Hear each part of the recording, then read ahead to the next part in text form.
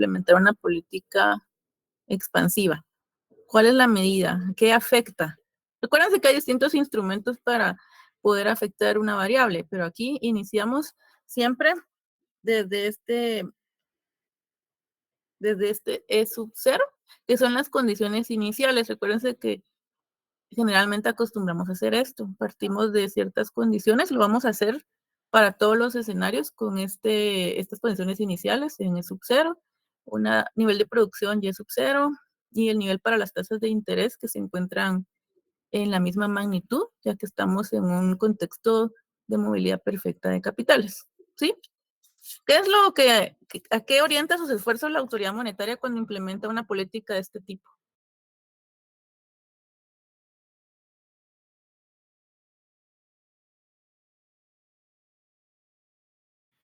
¿Qué es lo que pasa? ¿Alguien que me diga? Aumenta la oferta monetaria. Exacto. La medida va orientada a aumentar o a expandir la oferta monetaria, ¿verdad?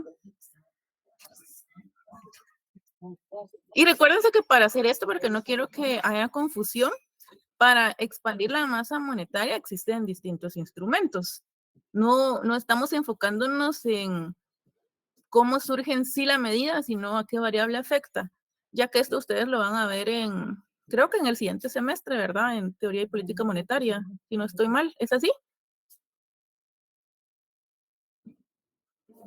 ¿Alguien lo tiene presente?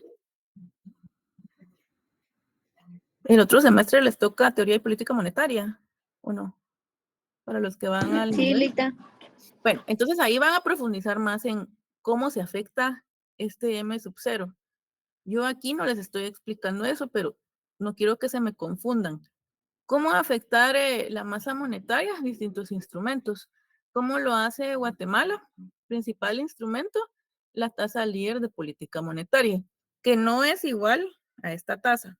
Yo lo expliqué en macro 2, pero no todos estuvieron conmigo en macro 2, entonces por eso les hago la aclaración para que no se confundan el otro semestre. Aquí solo estamos diciendo qué variable se afecta inicialmente, independientemente de cómo llegamos ahí, de los instrumentos. Bueno, si la masa monetaria se expande, recordemos que estamos hablando de variables reales y que decimos que los precios son constantes, ¿verdad? Entonces, la oferta monetaria en términos reales también se va a expandir, ¿verdad? ¿Qué pasa luego?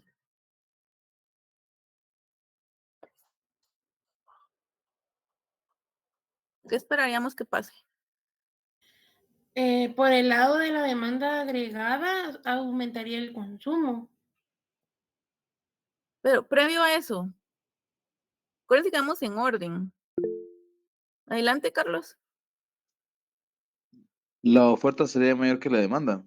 Sí, hay un desequilibrio en el mercado de dinero, ¿verdad? Con un exceso de oferta, pero ¿qué pasó? ¿Hay algún desplazamiento?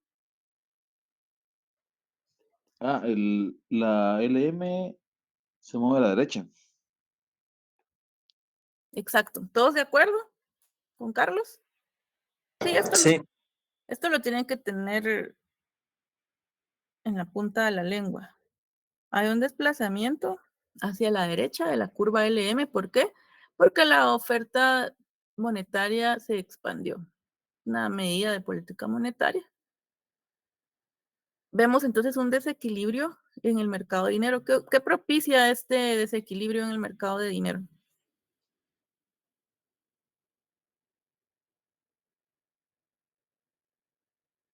Por eso le decía, ¿Una depreciación? no, pero inmediatamente ¿qué propicia? Por eso le decía a Nirvana, vamos en orden. O sea, sí se pueden presentar todos los efectos que ustedes dicen, pero si no me siguen el orden, se me van a perder. ¿Sí, María Paula? Y una tasa de interés más baja. Sí, ¿cuál tasa de interés, María Paula? Local. Exacto. Entonces, la tasa de interés local se ve presionada hacia la baja. ¿Por qué? Porque hay un exceso de dinero en el mercado de dinero, ¿verdad? Más o menos por aquí, llamémosle y prima sub 0. Sí, luego, ¿qué pasa? ¿Qué condiciones se observan ahora? Una salida de capitales. Exacto, el país ya no es atractivo para atraer esos flujos, ¿verdad? Es decir, para los inversionistas. ¿Por qué? Porque la tasa local es menor que la tasa que prevalece en el mercado internacional, ¿verdad? Ya no es atractivo. Entonces esto propicia una salida de flujos de capital.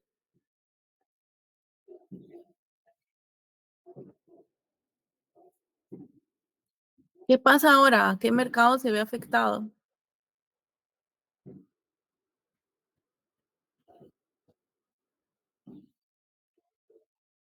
Y si queríamos ver lo que decía Nirvana, porque Nirvana también decía algo sobre el ingreso, ¿no? Decía algo de la demanda de dinero en Nirvana.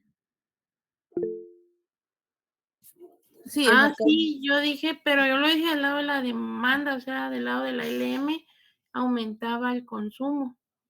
Ah, el consumo fue lo que me dijo. ¿Y por qué decía que aumentaba el consumo?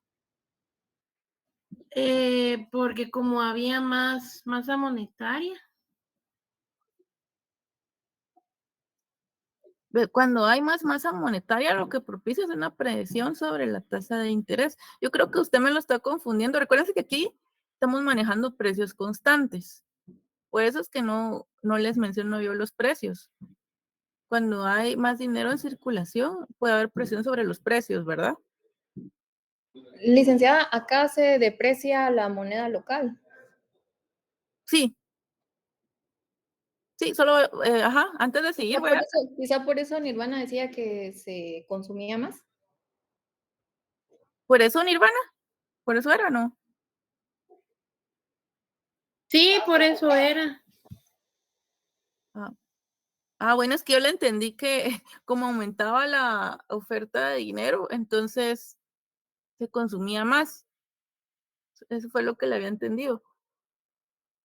Bueno, pero sigamos entonces y aclaramos si queda alguna duda al final del escenario. Entonces, por ahí dice Karen, bueno, se deprecia la moneda, pero ¿por qué?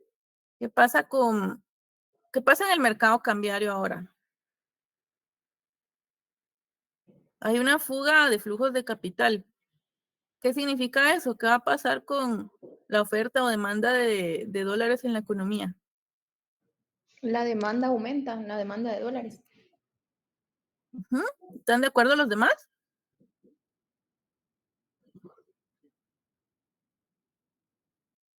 ¿Sí? Se lo voy a poner por acá para que les queden las anotaciones. Acuérdense que ahora se propicia un desequilibrio, ¿verdad? En el mercado cambiario.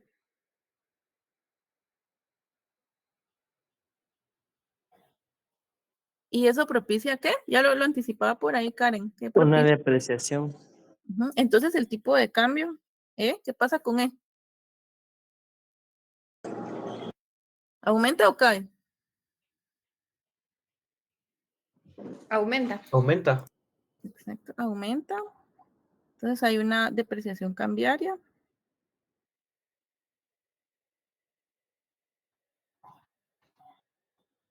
¿En qué contexto estamos? ¿En qué contexto estamos? ¿Tipo de cambio de qué forma?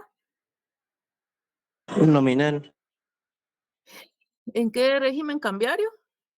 Fijo. Entonces, ¿qué pasa aquí? ¿Qué hace el Banco Central? Ayer lo decíamos, que el Banco Central tiene que defender cierto nivel para el tipo de cambio, es decir, que no lo deja fluctuar. La depreciación ahí se quedaría, pero ante este escenario el Banco Central interviene. ¿Qué es lo que hace el Banco Central? Ofertar dólares. Exacto, es decir, que el Banco Central, ¿qué hace? Vende, ¿verdad? Vende dólares. Para compensar o satisfacer esa demanda, compensar la deficiencia de oferta, porque recuérdense que salieron los flujos de capital, se cuenta con menos dólares en la economía. Entonces, el Banco Central tiene que intervenir o participar y vender dólares. ¿Qué dijimos que pasa cuando el Banco Central participa en el mercado cambiario? En este caso, vendiendo. Dijimos que hay una variable importante que se utiliza. ¿Cuál es esa variable? Yo les he dicho que Guatemala recibe buena nota en ese aspecto por el nivel que tiene. No las remesas, aquí pues no estamos hablando de remesas. ¿Las reservas? Las reservas monetarias internacionales, ¿verdad? ¿Qué pasa con las reservas monetarias internacionales? Caen. Caen, sí, porque, y aquí es cuando tiene sentido de por qué tener reservas monetarias internacionales. Ya les proyecté en qué consisten esas reservas, que son del país, no son del Banco Central, son del país. El Banco Central es el guardián de estas reservas, pero en realidad son del país. Entonces, para que el Banco Central pueda hacer este tipo de operaciones, tiene que contar con suficientes reservas, porque se dan cuenta, aquí cayeron. No estamos hablando de magnitudes, pero sí se ha visto en la vida real, ¿verdad? Entonces, ¿qué es lo que está haciendo con la moneda local? Vende dólares, ¿qué recibe? Recibe Quetzal. moneda local. Recibe moneda local, es decir, que está recogiendo liquidez, ¿verdad? Entonces, ¿qué es lo que está haciendo?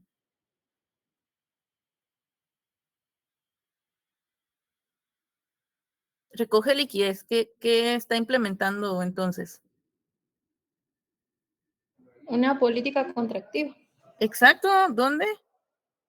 La masa monetaria o la oferta monetaria. En la masa monetaria. Ajá, le pueden llamar masa monetaria o también oferta monetaria. No, como les digo, esto lo van a ver con más detalle en el siguiente semestre para los que no han recibido el curso.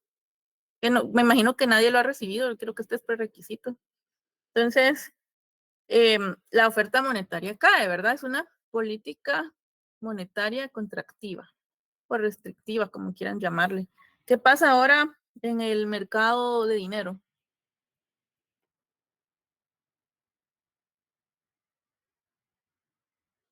Y por supuesto también en términos reales cae, ¿verdad?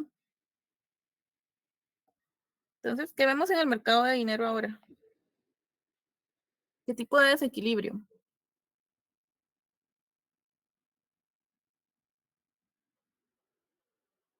¿Qué tipo de desequilibrio vemos? ¿Un exceso de qué? ¿Demanda licencia? Un exceso de demanda, que se traduce en presiones sobre qué variable. La tasa de interés. Bueno, pero se dan cuenta que la oferta monetaria fue afectada. ¿Qué pasa cuando la oferta monetaria resulta afectada? ¿Hay algún movimiento? Tal vez la curva LM volvería Sí, hacia hay un allá. movimiento hacia la izquierda de la curva LM. Y vemos que como esa acción presiona la tasa de interés hacia el alza, ¿verdad? Porque hay un exceso de demanda. ¿Y hasta dónde? ¿Hasta dónde va creciendo la tasa de interés? Pues hasta este punto, hasta donde se iguala con la tasa de interés que prevalece en el mercado internacional. De esa cuenta, el nuevo equilibrio es sub 1, es el mismo con el que empezamos. Decir que le voy a llamar prima sub 0 fue transitorio, por eso lo dibujé con una línea discontinua. Conclusión de este escenario. No ¿Cuál es sería la efectiva esa política. No es efectiva, o sea, se dan cuenta. Ay, perdón, me moví, ahí está. Entonces, esta política vemos que no es efectiva. ¿Por qué? Porque terminamos con el mismo nivel de producción. Entonces, esta política no es efectiva. ¿Sí? ¿Dudas acá?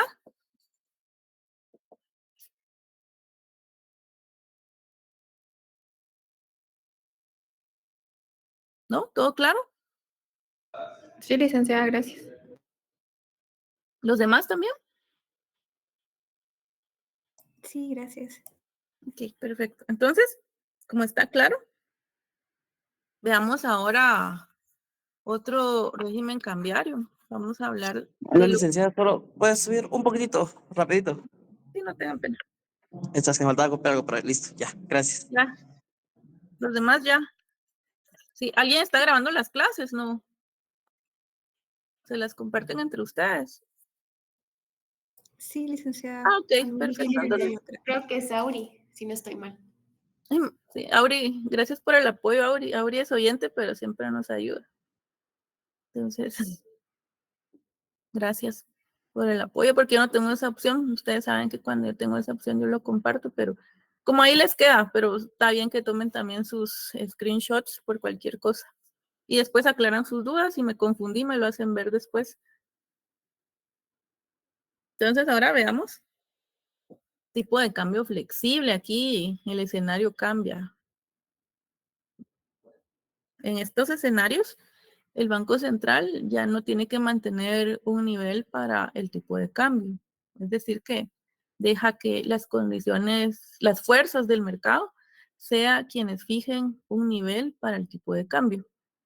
Y partiendo siempre de E sub 0, condiciones iniciales de equilibrio, vamos a analizar una política fiscal expansiva para ser consistentes con el escenario que vimos anteriormente y poder apreciar algunas diferencias.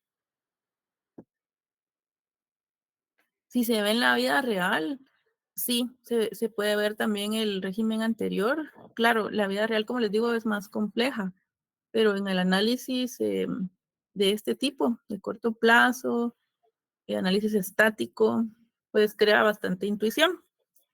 Entonces, ¿qué decíamos que ocurre primero? ¿Qué hace el gobierno con su gasto, con su consumo? Una política fiscal expansiva. Aumenta el gasto. Exacto, aumenta su gasto. El gasto es parte de la demanda agregada. Entonces, ¿qué pasa?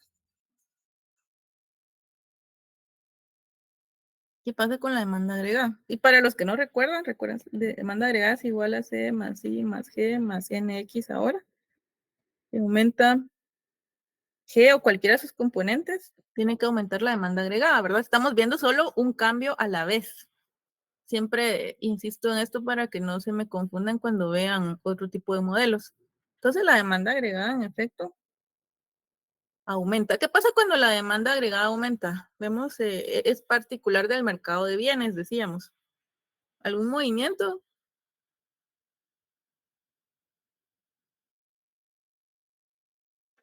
La IS se desplaza a la derecha.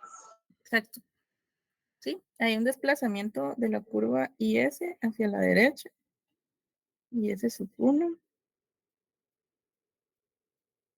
Y vemos ahora en el mercado de bienes un desequilibrio, ¿verdad? ¿En qué consiste el desequilibrio? ¿Un exceso de qué? Un exceso de demanda.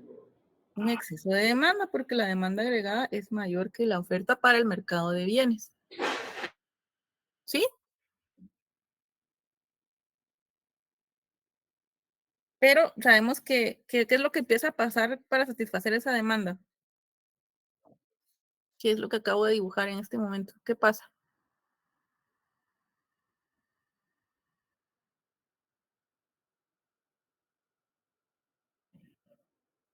Aumenta la producción.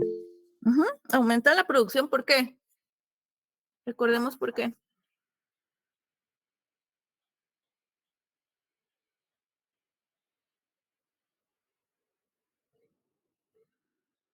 Ayer se los decía, ¿por qué aumenta la producción? Porque los empresarios empiezan a producir más para satisfacer ese exceso de demanda, ¿verdad? ¿Sí? ¿Se recuerdan? Sí. Sí, Por eso es que aumenta Y.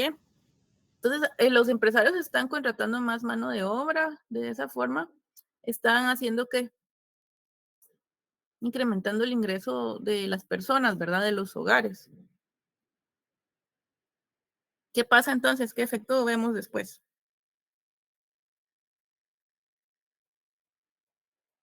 Una apreciación. antes de eso, los empresarios contratan más mano de obra para satisfacer esa demanda. esa La exigencia. demanda de dinero aumenta.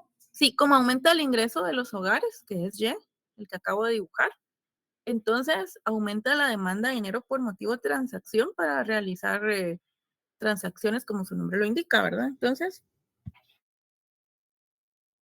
MD, la demanda de dinero por motivo de transacción, recuérdense que el motivo de transacción es el que está en función del ingreso, aumenta. ¿Qué pasa ahora en el mercado? Por eso les digo, antes de ver lo del mercado cambiario, es importante ver esto. ¿Qué pasa en el mercado de dinero?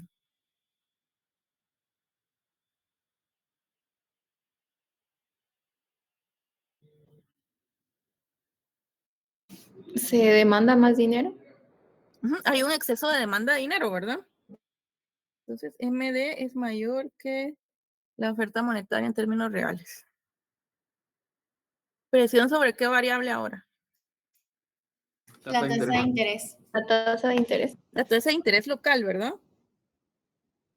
Hay un exceso de demanda, presiona hacia el alza la tasa local.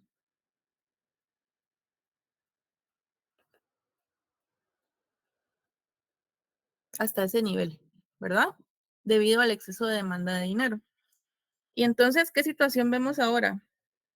Vemos que la tasa local es mayor que la tasa internacional. Es más atractiva la tasa local ahora, ¿verdad? ¿Qué propicia esta situación? Recuerden que estamos hablando de movilidad perfecta de capitales, entonces es más fácil analizar este tipo de escenario. ¿Qué pasa? Una entrada de capitales. Exacto, se propicia debido a que el país se vuelve más atractivo, los inversionistas empiezan a adquirir activos financieros y las entradas de flujos de capital aumentan. Ahora sí, se dan cuenta por qué les insisto en que el orden es importante, porque ahí no hubieran considerado la tasa de interés y me hablan de lo que pasaba en el mercado cambiario. Bueno, entonces, ¿qué pasa ahora? Hay una entrada de flujos de capital. ¿Qué pasa con la oferta de dólares?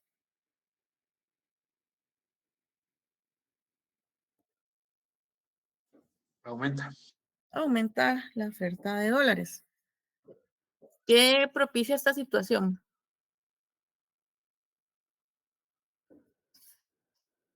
Una apreciación. Una apreciación. ¿Qué pasa entonces con el tipo de cambio nominal? Cae. Baja. El tipo de cambio entonces cae. Y se observa una apreciación cambiaria, ¿verdad?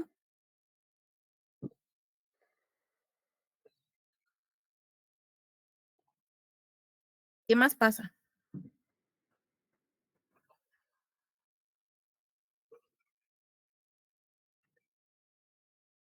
Acuérdense que en este régimen ya estamos hablando de una fluctuación normal, podemos involucrar otras variables. ¿A quién beneficia esta situación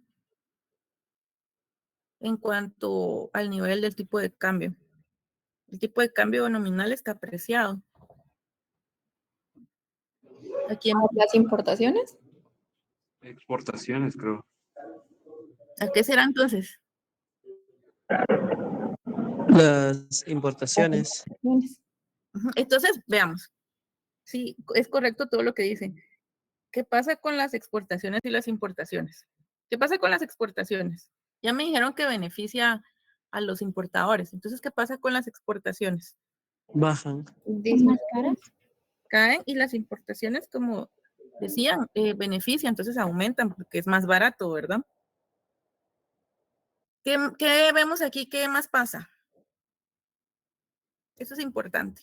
Es decir, que las exportaciones netas, ¿qué pasaría?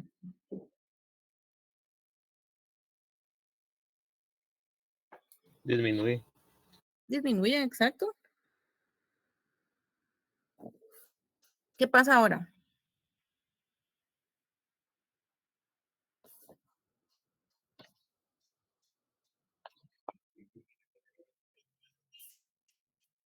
La curva IS se desplaza a la izquierda.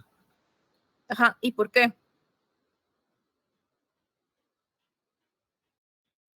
Porque este componente, las exportaciones netas, es decir, todo esto que está aquí abajo, ¿es parte de qué?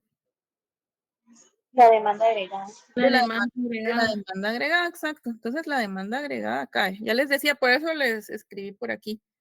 Si esto cae también, ¿verdad? Porque no estamos hablando de efectos simultáneos, ahí sería otra historia. Entonces, un paso a la vez, una variable afectada a la vez, propicia esto, que caiga la demanda agregada. Y como lo decía Aníbal por ahí, la curva IS se desplaza hacia dónde. Izquierda. Izquierda. Se desplaza hacia acá, esto debido a la caída de las exportaciones netas, ¿verdad? Para que lo entiendan, se los dibujo. Bueno, ¿y qué pasa en el mercado de bienes ahora? ¿Un exceso de qué?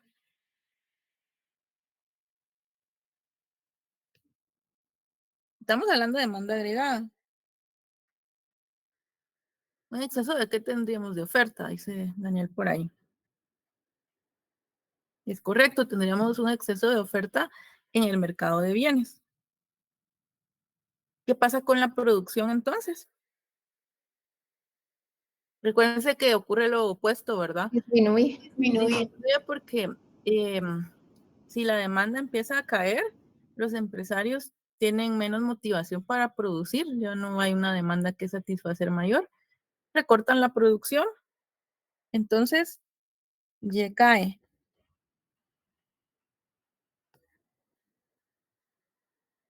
Cae hasta aquí, ¿verdad? Y cae, ¿qué pasa cuando o sea, se contrata menos personal? ¿Qué pasa con el ingreso? Disminuye. Disminuye el ingreso, entonces disminuye qué variable.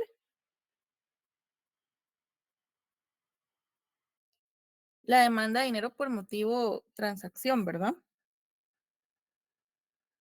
Cae.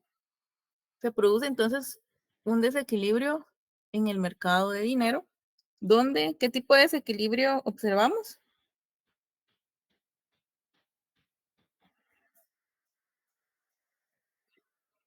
Exceso de oferta. Ujú.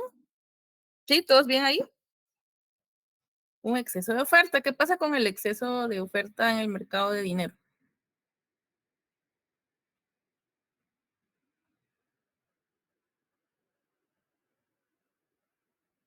Un exceso de oferta hace caer qué variable. La tasa de interés. Tasa de interés. La tasa de interés cae hasta igualarse con la que prevalece en el mercado internacional, alcanzando el mismo equilibrio que teníamos al inicio.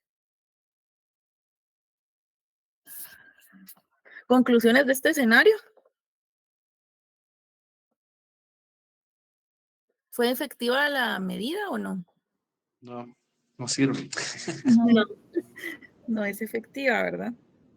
Recuérdense que yo siempre insisto en que es el contexto que estamos analizando, porque en la vida real no es tan fácil.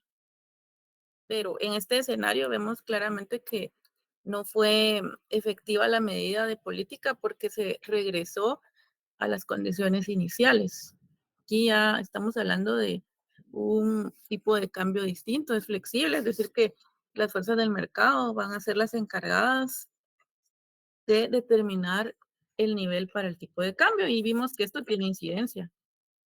También en ¿qué variables vemos ahí relacionadas con lo que estamos incorporando en este análisis? Tenemos ahora variables del sector externo, ¿verdad? Estamos hablando ahí de exportaciones e importaciones.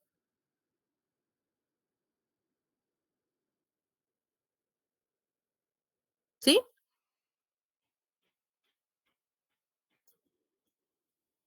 Entonces ven que aquí ya se va complicando un poquito más el análisis. ¿Dudas con este escenario? ¿No? ¿Sigo con el otro?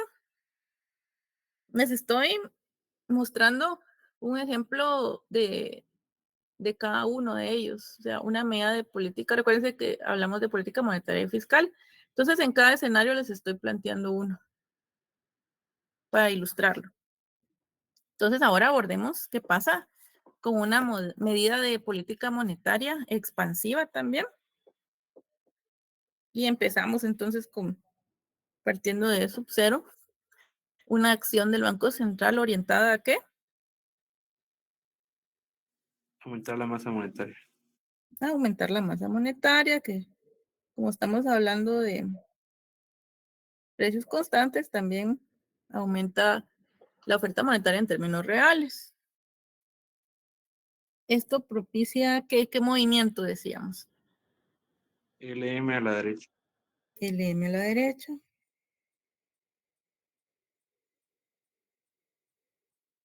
Y también un desequilibrio donde ¿qué vemos? ¿Un exceso de qué? Dinero. Sí, un exceso de oferta, ¿verdad? De oferta monetaria. ¿Qué pasa cuando la oferta monetaria aumenta? Baja la tasa de interés. Hay presiones hacia la baja en la tasa de interés.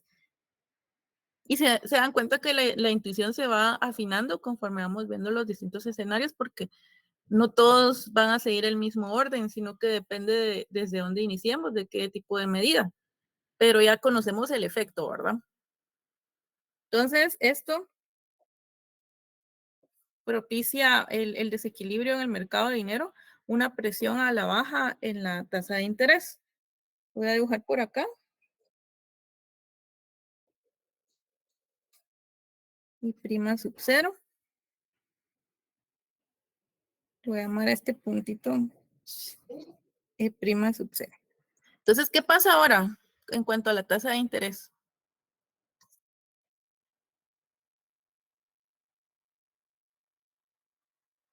¿Es menor a la tasa de interés internacional? Sí, es decir que tenemos una situación que propicia ¿qué? Salida Salida de capital. El país se vuelve menos atractivo para los inversionistas, ¿verdad?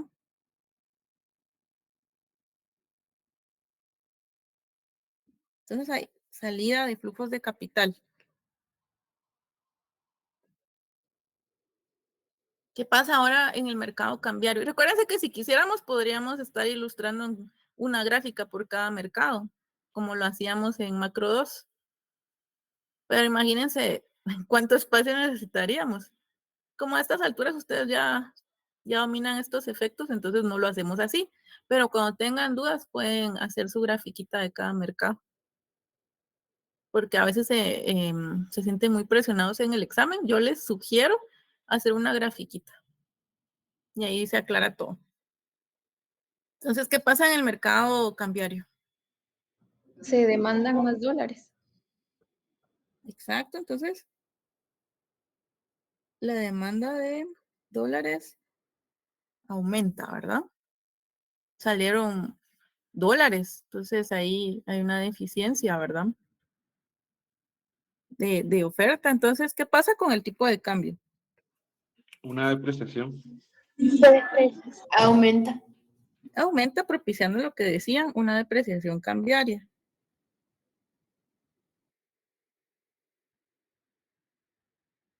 ¿A quién beneficia esa situación? ¿Exportadores o importadores? Exportadores. Exportadores. ¿Se dan cuenta por qué siempre cuando empieza a cambiar mucho el tipo de cambio en Guatemala, empiezan a surgir las posturas?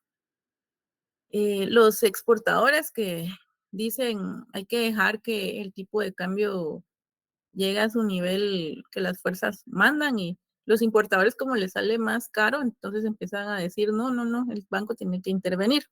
¿Les hace sentido eso? Sí, licenciada. Pues lo vemos acá, ¿verdad? Por eso es cuando ustedes lean eso, se da unas 2 o 3 veces al año, porque hay episodios donde el tipo de cambio va aumentando o va cayendo mucho. Cuando cae mucho, los exportadores pegan el grito en el cielo y empiezan a sacar comunicados, ¿los han visto? Export empieza a sacar comunicados de que el Banco Central debe intervenir para evitar esa situación. Entonces aquí vemos que las exportaciones aumentan, las importaciones caen, porque tenemos una apreciación cambiaria. ¿Y qué pasa con las exportaciones netas? Aumentan también. Ujú. Sí, suben, como dice Daniel, aumentan. Estas son variables de qué decíamos. De la La demanda. demanda agregada. Entonces, ¿qué pasa con la demanda agregada? Aumenta. ¿Y qué movimiento propicia? La IS a la derecha. Ujú. Vamos a ver de qué color lo pinto. De negro lo voy a pintar.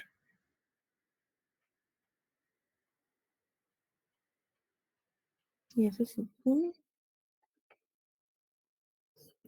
Ocurre este desplazamiento, ¿verdad? Hacia la derecha de la curva IS debido a una mayor demanda agregada. ¿Qué observamos ahora en el mercado de bienes? ¿Un exceso de qué?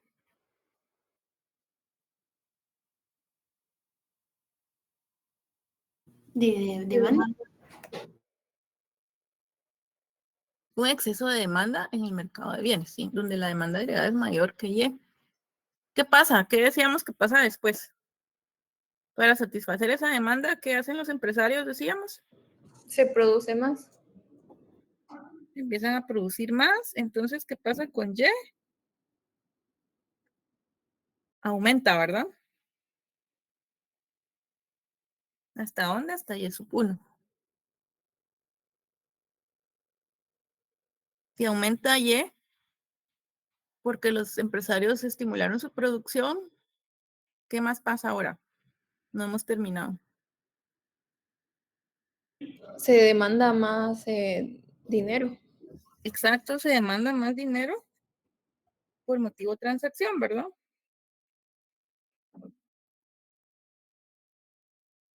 Observamos ahora en el mercado de dinero qué tipo de desequilibrio. En la tasa de interés porque también va a aumentar. Ujú, pero ¿qué tipo de desequilibrio hay en el mercado de dinero? Hay un exceso de Ah, qué? un exceso de demanda. Ajá, y ese exceso de demanda es el que propicia ese movimiento. Un movimiento en la tasa de interés. La tasa de interés, ¿qué pasa con ella? Decíamos, un exceso de demanda. ¿Qué me decían antes? Que aumenta.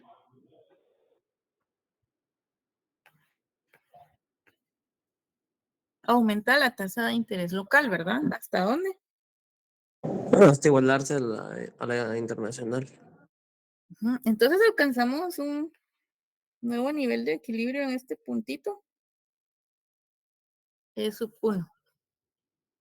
Con un nivel de producción más elevado. Esta medida, por lo tanto, es Efectivo.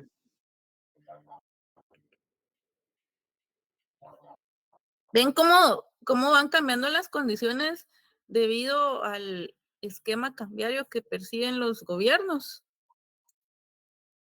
Es decir, si estamos ante un esquema de tipo de cambio fijo o flexible, ¿se dan cuenta las implicaciones también cuando los distintos actores, en este caso Ministerio de Finanzas y Banco Central, tienen que actuar? Aquí, pues en este escenario vemos que sí es efectivo y que el tipo de cambio fluctúa libremente, pero vemos incidencia sobre qué.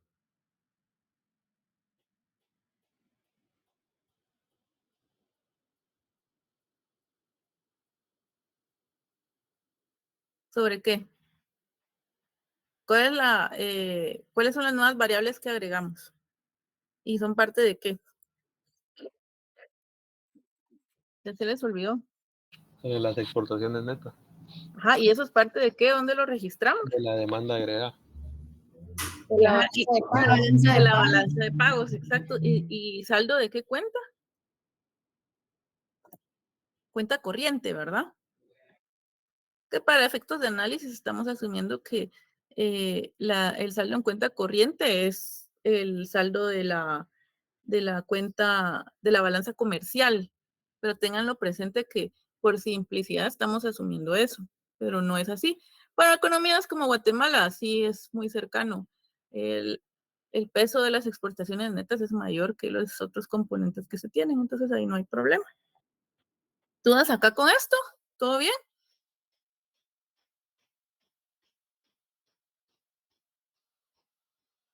Voy a asumir que sí.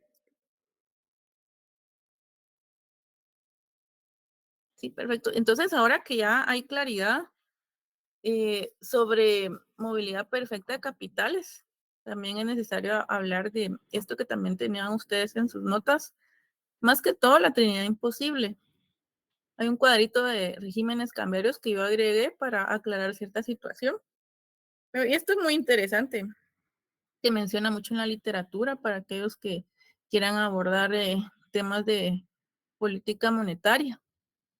Esto es un postulado de Robert Mundell. Acuérdense que Mundell es uno de los creadores del modelo Mundell-Fleming. Imagínense, en 1968 no es tan antiguo. De hecho, yo creo que él todavía vive. Entonces, y verán cómo es de interesante cuando uno puede conocer a los autores de sus libros. Si tienen la oportunidad, aprovechenla. Entonces, él decía que en una economía abierta es imposible tener a la vez. Hablábamos de movilidad de capitales, ¿verdad? De que hay movilidad de capitales, quiere decir que hay entradas y salidas sin restricción de capitales, ¿verdad? Pero si se tiene eso, no podemos tener a la vez otros dos componentes, un tipo de cambio fijo. Lo veíamos en los escenarios, de hecho, y una política monetaria independiente. Entonces es Fleming el que está vivo, es uno de ellos dos. Fleming sí está vivo. Y Daniel me puso ahí que ya murió. Sí, pero entonces es el otro el que está vivo. Bueno, murió recientemente, si se dan cuenta, el 4 de abril de 2021.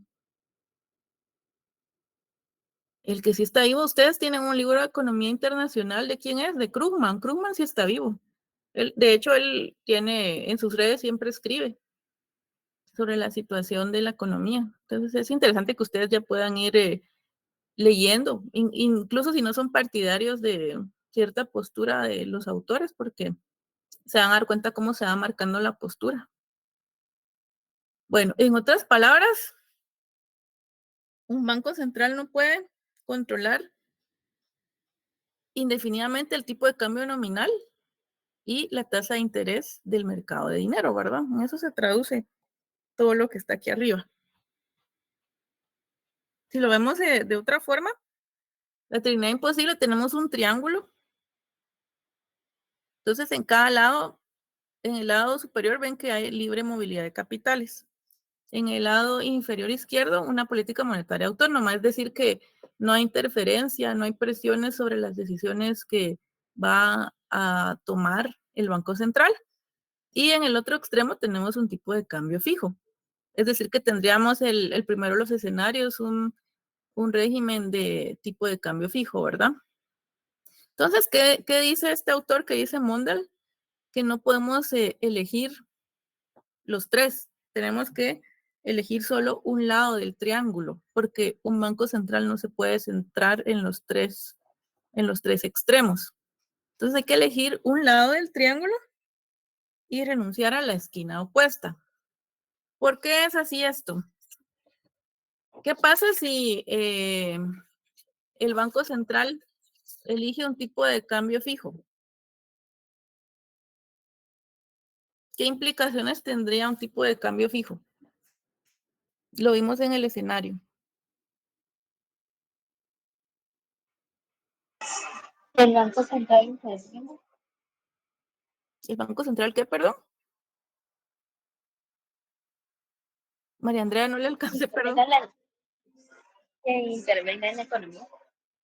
Ajá, para mantener esa postura, un cierto nivel para el tipo de cambio, el Banco Central tiene que intervenir. Establecería el Banco Central la tasa de interés.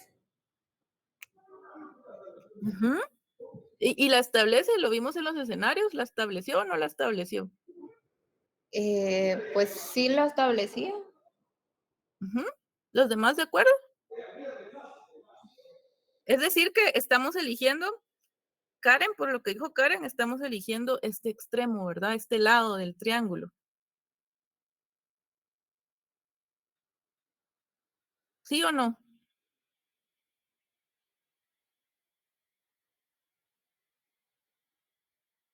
¿Sí? ¿Qué dicen los demás? Pues, Nirvana dice que sí. Daniel dice que sí. ¿Y qué pasa con el otro lado? ¿Qué pasa con el otro lado? Tenemos ahí libre movilidad de capitales.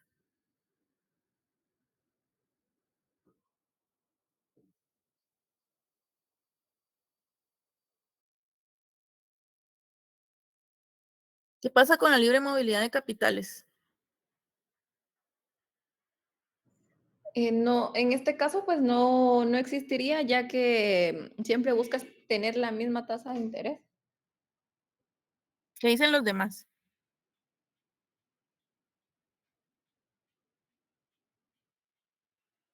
¿Alguna idea adicional? Yo creo que no sería tan libre, licenciado, porque inclusive la tasa de interés la podrían manejar al antojo de la economía, dependiendo de la necesidad. Entonces, no sería tan libre, o sea, respondería a cómo el banco maneja la tasa de interés. Entonces, no sería tan libre, siento yo. Entonces, o sea que no hay libertad para que se muevan los capitales, eso es lo que me dice. Sí habría, pero no sería tan, sería como artificial, lo siento yo, porque dependería mucho de la tasa de interés. Pero eso afectaría a la economía, entonces habrían restricciones, ¿verdad? Es decir, que por eso no se puede elegir los tres, ¿verdad? Y veámoslo, veamos este lado. ¿Qué pasa con este lado si elegimos ese lado? Elegimos un tipo de cambio fijo, pero con libre movilidad de capital. ¿Qué pasa en esa situación? ¿Qué pasa si la tasa de interés se reduce? ¿Qué dijimos que pasa? La tasa local. ¿Qué pasa con los capitales? Empiezan a salir los capitales. Empiezan a salir los capitales y veíamos que afecta ¿qué? Al tipo de cambio, ¿verdad? Sí, hay una depreciación. Entonces, ¿qué pasa ahí? Veíamos que lo que resulta haciendo el Banco Central es intervenir para defender ese tipo de cambio, implementando una postura de política monetaria, ¿verdad? Tiene que afectar el dinero que circula en la economía, es decir, la masa monetaria o la oferta monetaria. Entonces, ¿qué vemos que pasa ahí? Está renunciando ¿a qué? A su autonomía, porque tiene que defender un tipo de cambio, ¿sí? ¿Sí lo ven? Sí, ¿Sí les hace sentido? Entonces, aquí renuncia a este, no puede seguir los tres. Vamos a ver qué lado nos falta. En el caso de este lado, ¿cómo lo ven? Ese ya lo habíamos elegido. Es este el que nos falta. Este. ¿Qué pasa en el caso de ese lado? Libre movilidad de capitales y una política monetaria autónoma. Si elige una política monetaria autónoma, estamos diciendo que no está comprometida la autoridad monetaria con defender un tipo de cambio, ¿verdad? Porque ahí perdería su autonomía. Entonces no puede seguir este. Si quiere que haya libre movilidad de capitales y mantener su autonomía, es decir, que no esté comprometida a sus decisiones, ¿verdad? A eso se refiere la autonomía, a aspectos técnicos, no tanto aspectos administrativos. ¿Sí? ¿Lo ven? ¿Claro hasta ahí? Con la Trinidad imposible.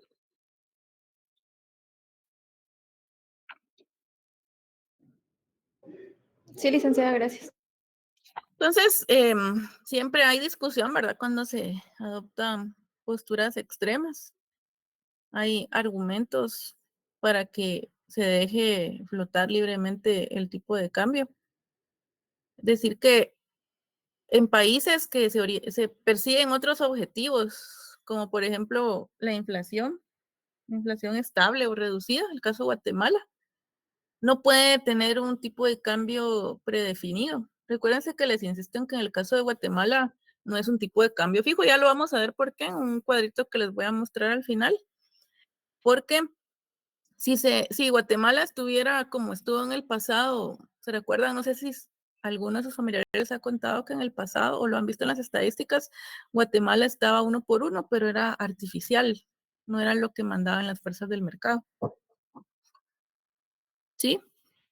Entonces, este argumento a favor de un tipo de cambio flotante, flexible, se orienta a que los bancos centrales se pueden fijar otros objetivos. Caso de Guatemala, metas de inflación.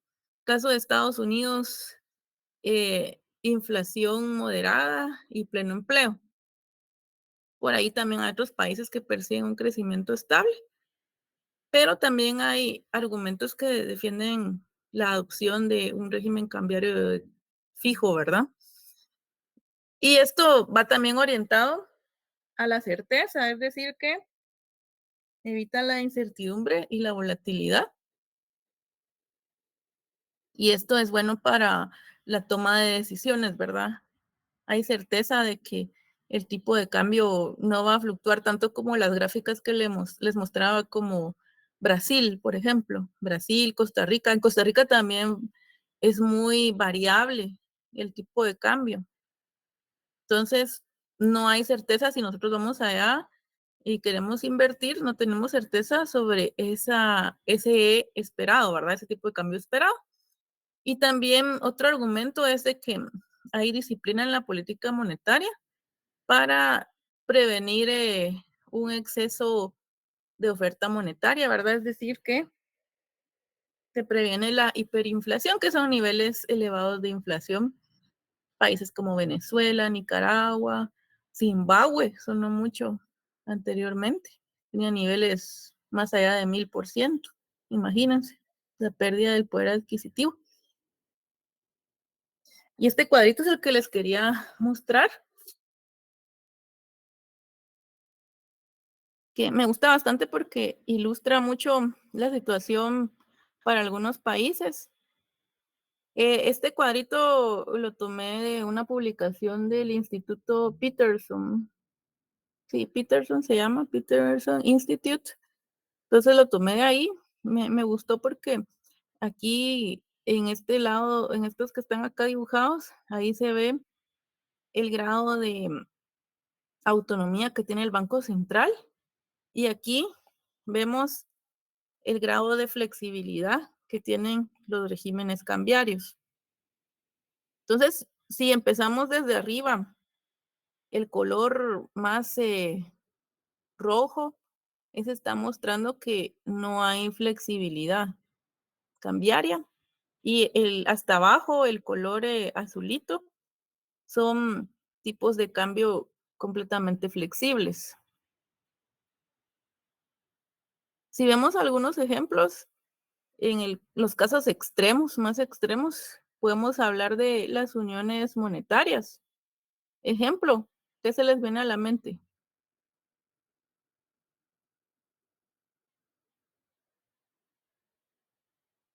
Cuando hablamos de uniones monetarias.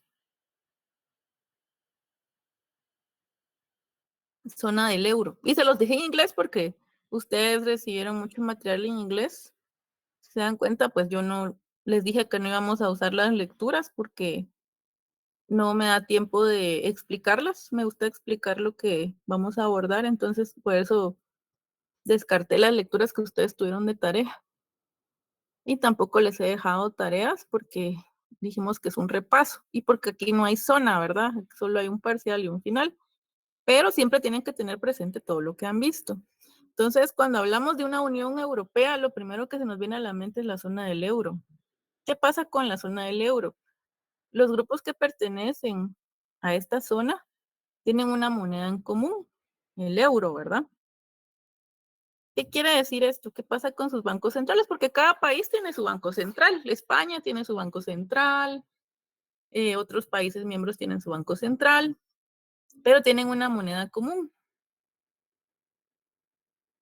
A pesar de que cada país tiene su propio banco central, resulta que hay un banco común para todos, que es el Banco Central Europeo, el que va a tomar las decisiones. Entonces, ¿qué pasa con la autonomía de la banca central para cada país?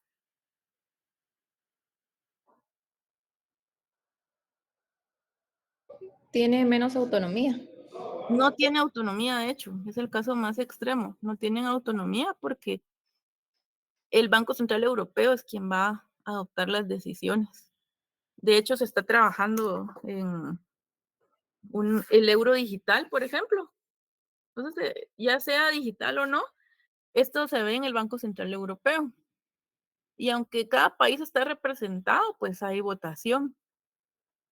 Hay una presidenta que también trabajó en la Reserva Federal anteriormente. Entonces hay una presidenta francesa que ella está representando al Banco Central Europeo, pero no es que cada país esté adoptando sus decisiones. Pueden exponer sus posturas, pero no necesariamente van a lograr un consenso.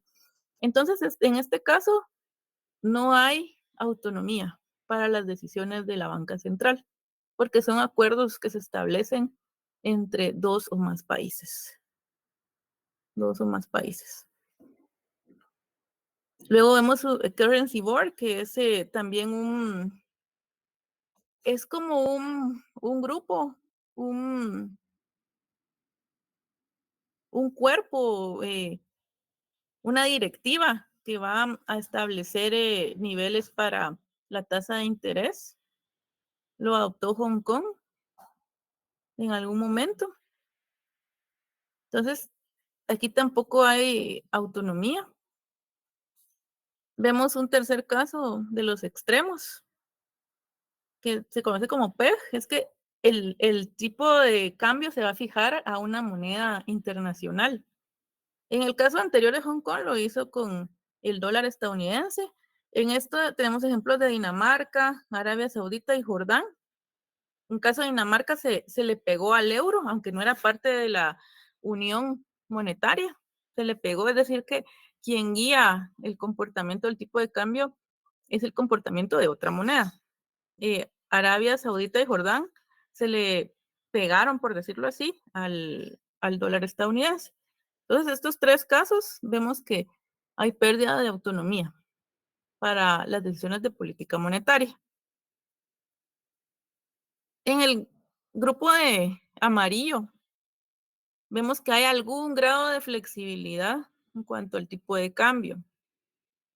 El primero que vemos ahí son algunos ajustes estabilizadores, donde también las monedas se van a fijar a otra moneda, pero no siempre, solo cuando las condiciones del mercado lo manden.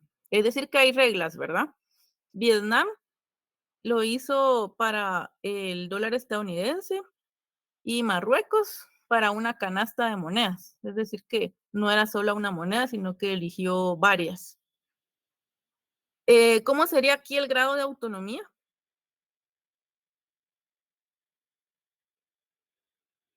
Para el Banco Central, por ejemplo, de Vietnam y de Marruecos.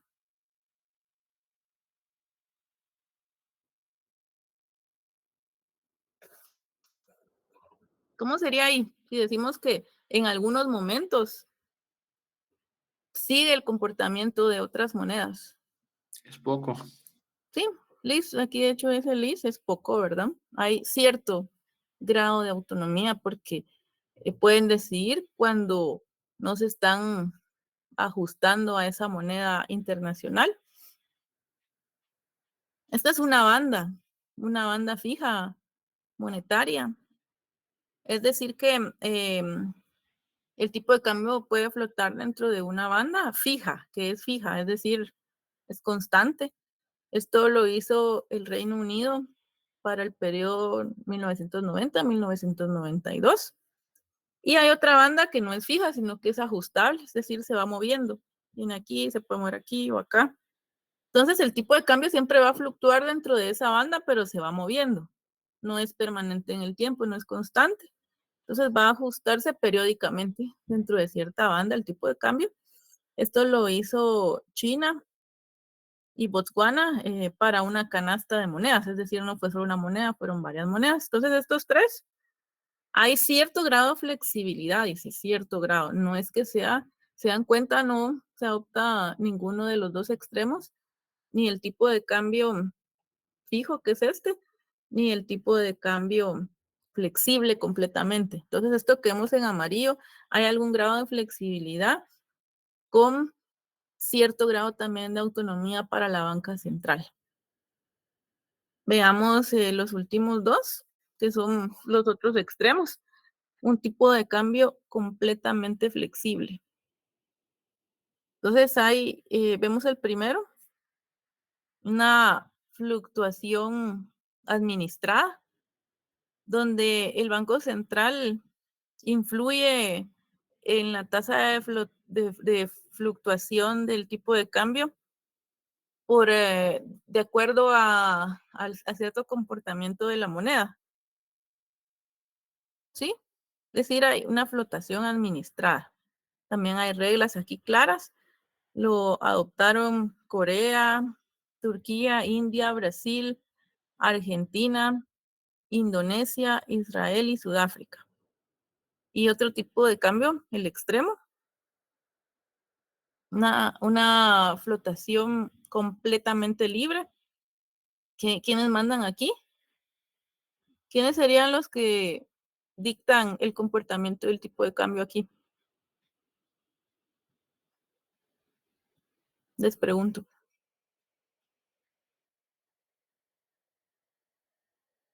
¿Sería el mercado, licenciado? Sí, no es el Banco Central, porque si el Banco Central decide, ya no estamos ante un escenario completamente flexible. Son las condiciones del mercado, es decir, las fuerzas del mercado, oferta y demanda. Porque el Banco Central aquí se enfoca en otros objetivos. Esto lo hace Estados Unidos, lo hace el Reino Unido, Japón, Rusia, Australia, Canadá, México, Suiza.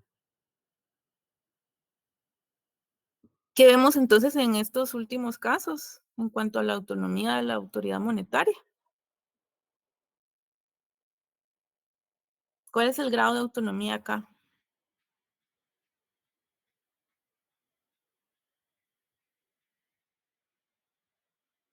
Es mayor, ¿verdad?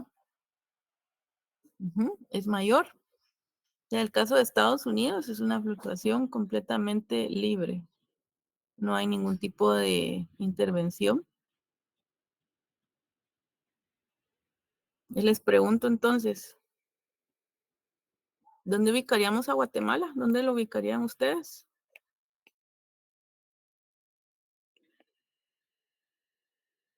Si se dan cuenta, en la vida real, entonces, no podemos hablar solo de dos tipos de cambio, de dos regímenes, el fijo y el flexible. Lo estamos haciendo en el curso por simplicidad, por facilidad de análisis, pero la vida real podemos encontrar por esto me gustó este cuadrito que ustedes no lo tenían en sus notas, pero me pareció interesante para relacionarlo con la realidad. ¿Dónde ubicaríamos a Guatemala? ¿Qué harían ustedes? ¿En el naranja? ¿En cuál de los tres? ¿Cuál de los tres, María Isabel?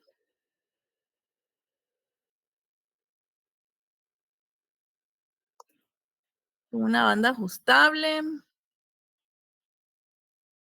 Y para entender esto, la verdad lo que tendríamos que conocer primero es el mercado cambiario nacional. ¿Cómo es el mercado cambiario en Guatemala? ¿Cómo lo describiríamos de una forma sencilla? No sé si lo vieron en el curso cuando hablaron de Guatemala.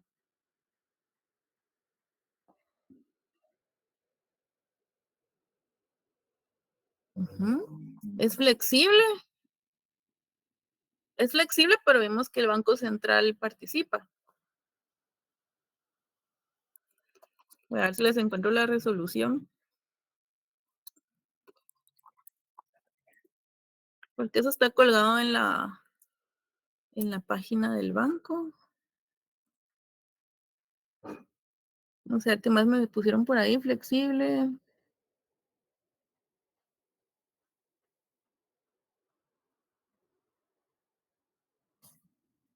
Vamos a ver si es esta.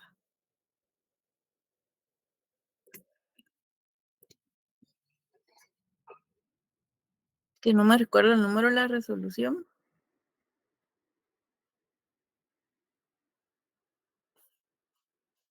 No.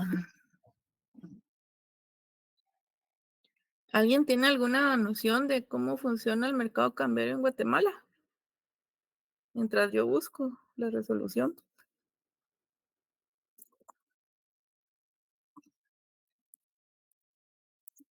No es lo de flotación sucia, licenciada.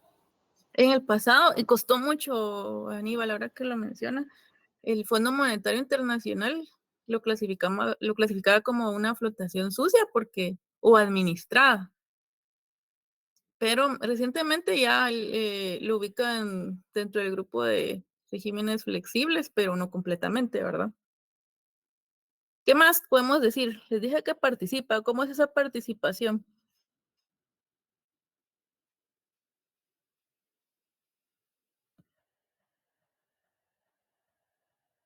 ¿Cómo es esa participación del Banco Central? Se los mencionaba yo de una forma bastante general y resumida.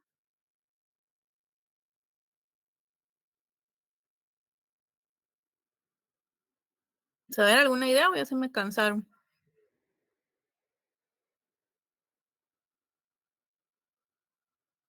Usted mencionó que el mercado en Guatemala era flexible y que el Banco Central, bueno, los exportadores eran los que pedían que interviniera el Banco Central cuando el tipo de cambio era muy bajo, creo que dijo. Sí, es decir que el Banco Central, por aquí encontré ya la resolución, se las voy a compartir porque esto es parte de lo que hacemos siempre en noviembre, diciembre en el Banco de Guatemala. Y aquí pues yo no estoy defendiendo ninguna postura, simplemente quiero que ustedes conozcan. Estamos aquí en un ambiente académico, entonces es propicio poder ser inquietos, tener dudas, poder discutir. Les voy a mandar el link porque no me deja mandar el archivo y ustedes lo descargan aquí.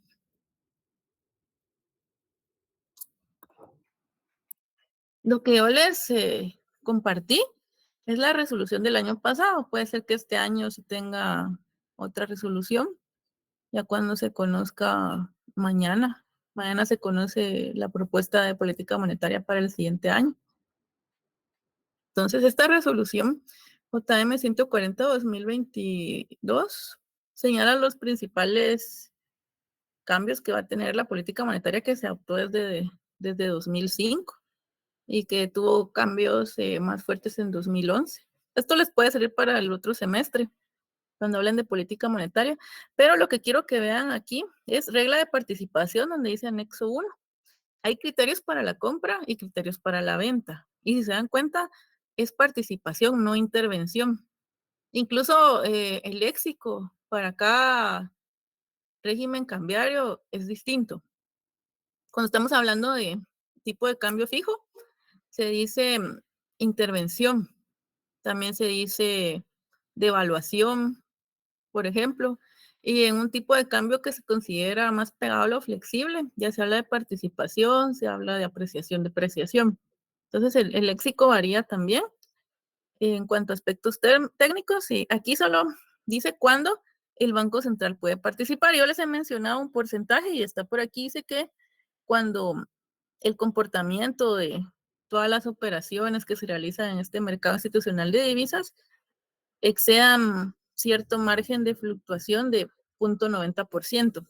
Punto 90, la verdad, es un margen bastante reducido. Antes era menor todavía. Se ha ido aumentando para poder contribuir a una mayor flexibilización del tipo de cambio. Entonces, como vemos, no hay un tipo de cambio predefinido que digamos el tipo de cambio se tiene que mantener en 7. No tenemos eso, entonces no es un tipo de cambio fijo. El Banco Central no va a orientar sus esfuerzos a mantener cierto tipo de cambio. Tampoco es como le decían antes, una fluctuación sucia, aunque es motivo de discusión. Yo sí los invito a que lo discutan, porque el banco solo participa para moderar volatilidad, no cambiar tendencia. Eso es en lo que insisten los técnicos del Banco Central. Entonces, ya conociendo estos elementos, ¿dónde ubicarían el régimen para Guatemala? Me decían por ahí que en el naranja, me decía Ana María. ¿Qué dicen los demás?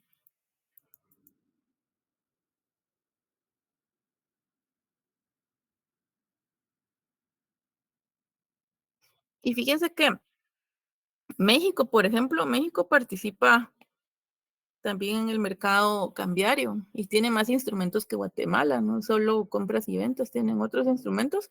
Y aún así, este ente que se dedica a la investigación lo ubicó dentro de una fluctuación completamente libre. Por eso esto puede ser motivo de discusión. ¿Dónde colocarían a Guatemala entonces?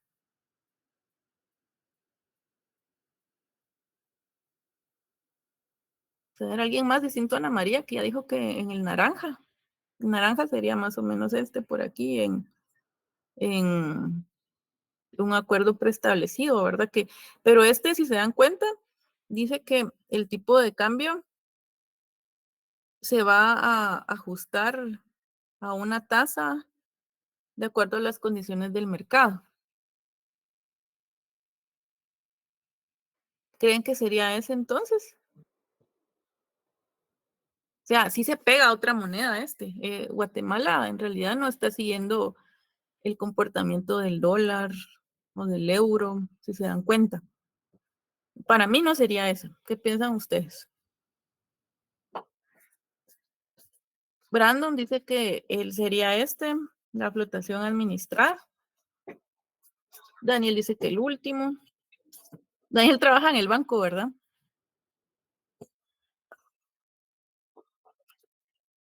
Daniel.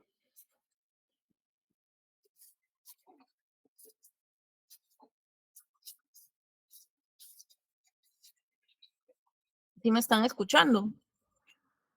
Ya se me aburrieron. Sí, ok. Sí, estamos escuchando. ¿Están pensando, Nirvana? Bueno, Brandon dijo por acá, Daniel dice por acá, es decir, ellos se ubicarían el tipo de cambio de Guatemala en el área de un tipo de cambio flexible, lo cual es consistente, si se dan cuenta, con este triángulo. La Trinidad imposible, ¿verdad? Si regresamos a este triángulo, ¿qué está eligiendo Guatemala? ¿Qué lado está eligiendo? Si nos basamos en lo que Brandon y Daniel dicen, y también Jorge lo dice por ahí, lo dice Ana también en color azul, aunque ella lo hizo como pregunta. ¿Qué lado elige Guatemala? Si no es un tipo de cambio fijo, está eligiendo este lado, ¿verdad? Está renunciando a un tipo de cambio fijo. Entonces, yo también lo pegaría más al lado azul, a este lado. ¿Por qué? Porque incluso el esquema de política monetaria de Guatemala es de metas de inflación. Entonces aquí les digo, la realidad es muy distinta a los casos extremos. Entonces, si bien no es un tipo de cambio completamente libre porque participa, sí deja que sea el mercado quien esté marcando las condiciones, es decir, esté dirigiendo el paso. Se dan cuenta que cuando hay cierto comportamiento inusual, también son las fuerzas del mercado quienes están pidiendo ese comportamiento inusual. Y por eso es que el banco interviene, pero para moderar ese episodio como el que les mostraba de la pandemia del COVID-19. Entonces aquí prácticamente y automáticamente rehúsa a seguir esto porque se centra en ¿qué? ¿Cuál es la variable en la que se centra el Banco Central?